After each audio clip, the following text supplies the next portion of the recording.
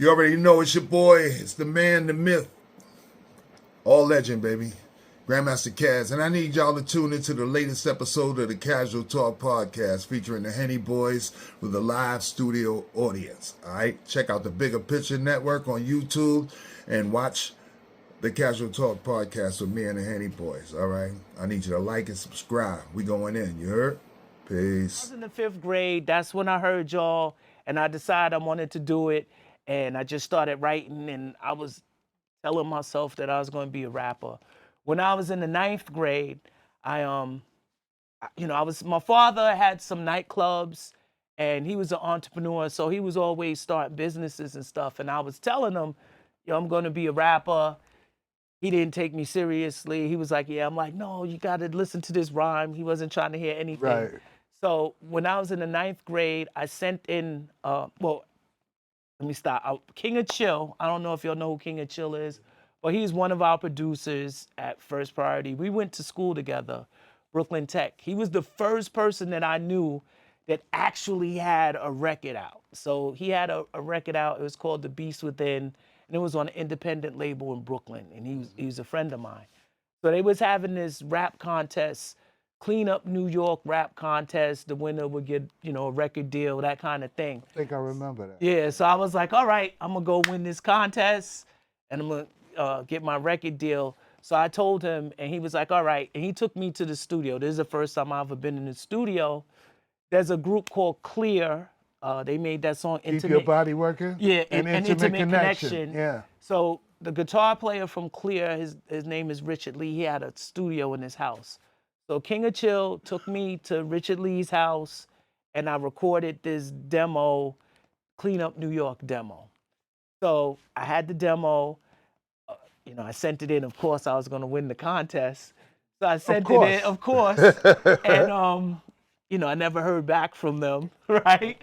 So, but this was the only recorded song that I ever had. So I decided that I was going to shop it to I was the going to labels, say, go shopping with that right? motherfucker. So I cut school with King of Chill, and we went. That's when all of the record companies was on Broadway, like between 30 and 49th Street, Next Plateau, all this. So I was going up in the labels. I'm like, yo, listen to my demo.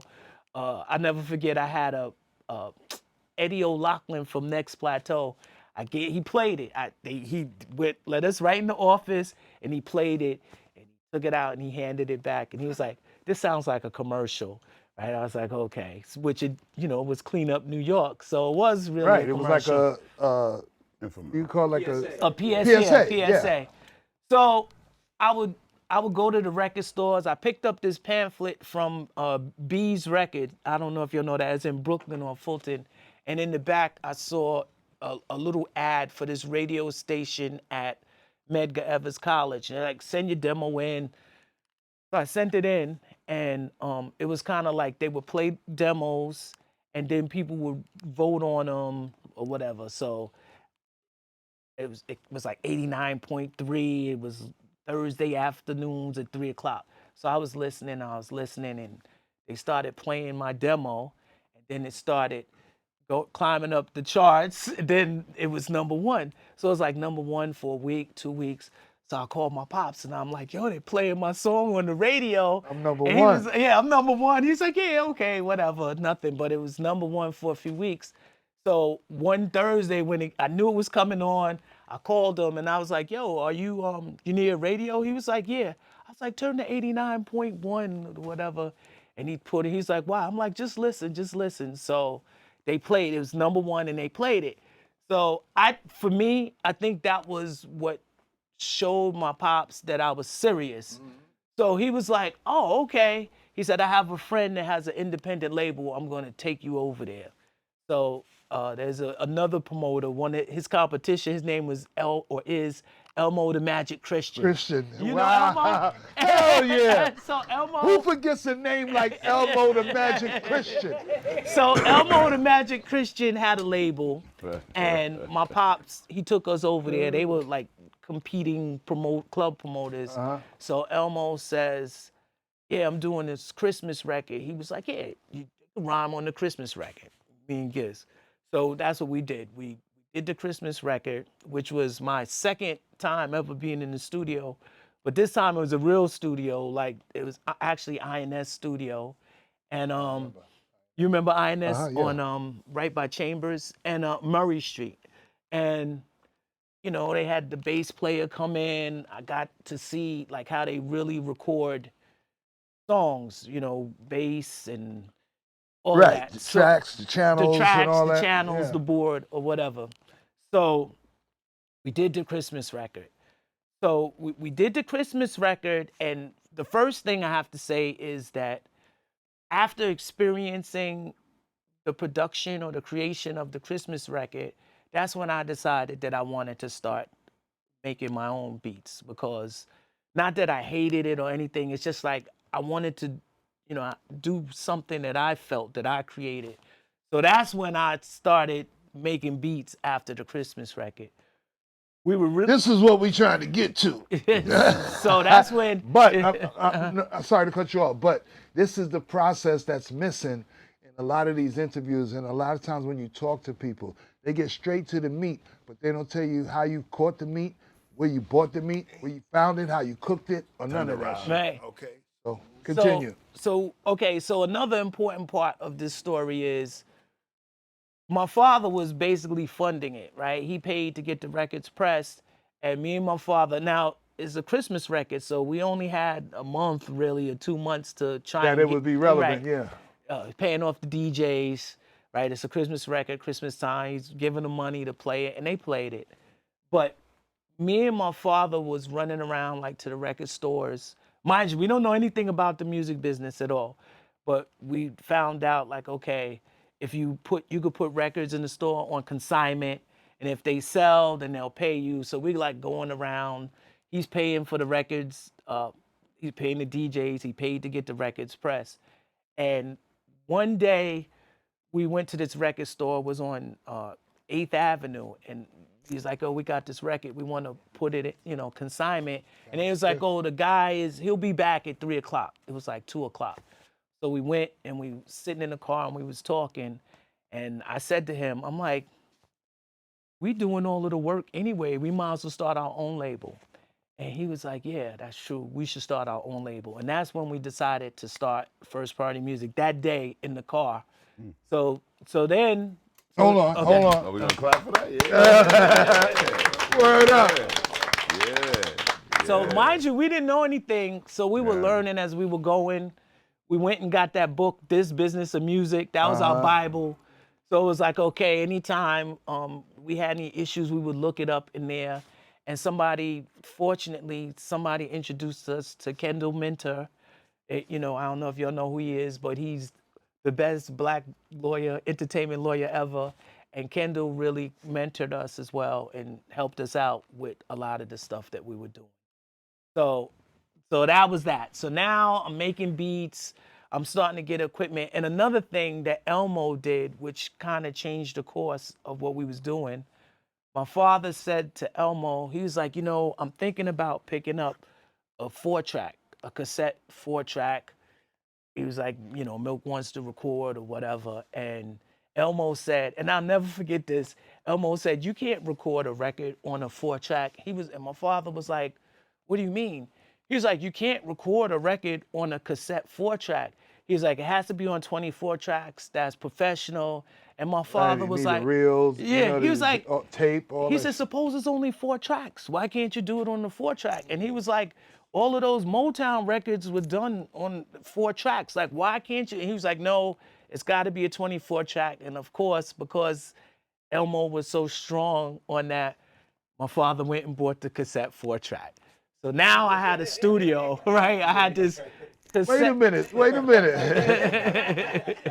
Your father, Elmo did all that shit, and your father was like, fuck that, I'm getting the 4-track anyway. Yes, Okay. because he was like, suppose it's only 4 tracks. Like he wasn't trying to hear that, which is really how we are and what motivates us, right? Like if you tell us we can't do it, then we gotta do it. Why not? Right. So we got that. Now I had a studio, right? This cassette 4-track, which Top Billin was done on, right? 4 tracks. So I would just record every day, and hold on. Let's pause here for a second. Let me go back, because there's another part of this that I need to say. So when I was in the 5th grade and I decided that I was gonna be a rapper, I was trying to figure out a name. I was looking for a name that nobody else would use. I had an experience with my uncle and aunt that led me to Milk, and I decided to use that name. So when school was starting back, I got it on the back of my jacket. I asked my mother. What kind of experience you had with your that was so profound It's just a silly, that you named yourself Milk. Don't try to skip past that shit.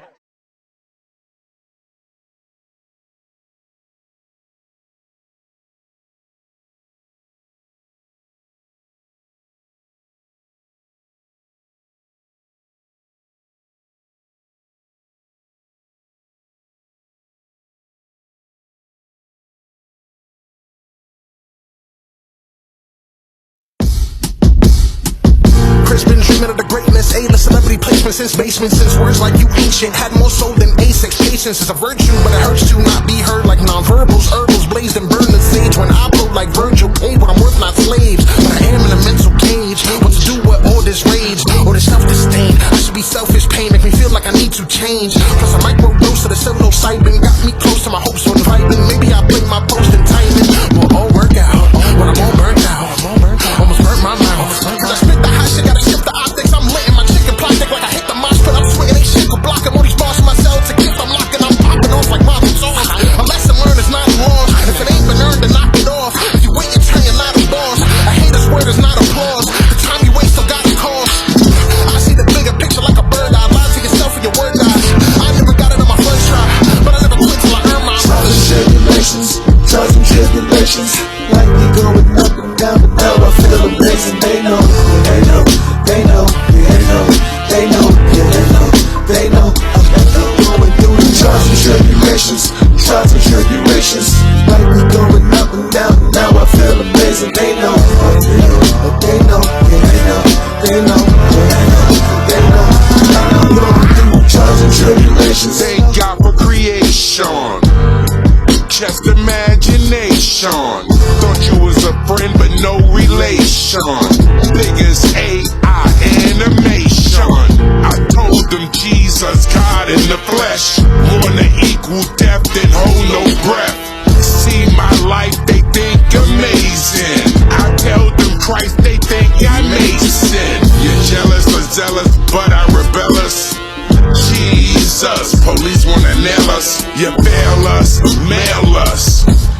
You wanna be gang, then hang with us. You're losing for her, so I might kill the evil liar. I'ma keep my rifle. First ocean, now land rivers. I told y'all, Chris and Bigga. Trials and tribulations, trials and tribulations. Like me going up and down, but now I feel amazing. They know, they know, they know, they know, they know, they know. I'm going through the trials and tribulations, trials and tribulations. Like me going up and down, but now I feel amazing. They know, they know, they know, they know, they know. I'm going through the trials and tribulations. BK fell, watch your step, you perceive, be caution. Power of the dollar, you lost one. What more to say? Don't want to fry, see son, obey.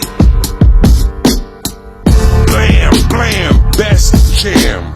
Gun in my hand, but I don't wanna kill, man. These rappers come, I kill. Not a boss, just run a mill. Ran VA like can I speed? Was it hunger or just greed? Diamonds on my wrist still wear. Ain't no biggie but the crystal clear. I cross the line and run through your circle. I'm the bigger picture, you just commercial. Said Sean Bigga what these guns about. I said mighty dark, soon the sun come out. And the night soon come. Always wanted to rap with fun. Praise God for the sun. Trials and tribulations, trials and tribulations. Like me going up and down, but